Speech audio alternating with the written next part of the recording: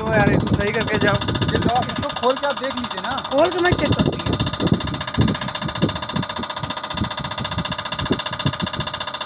वहाँ मैं कंप्लेंट डाल दे रहा हूँ ना इसकी। अरे कंप्लेंट डालने से क्या होगा?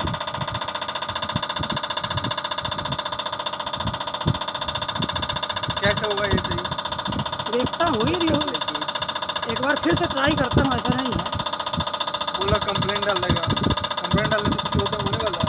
इसका सुधार ना 2 महीने के बाद फिर आओगे तुम दिक्कत। नहीं सर, हम चलते रहे जब तक टूट जाएगा फिर बोलोगे अब तो टूट गया सर मैं क्या करूँ? वारंटी में इश्यू देना है। अरे वारंटी में क्या है यार, लगाने या तो एसी लगाने के बाद हम ये झेलेंगे तो फिर क्या फ़ायदा है एसी लगाने से?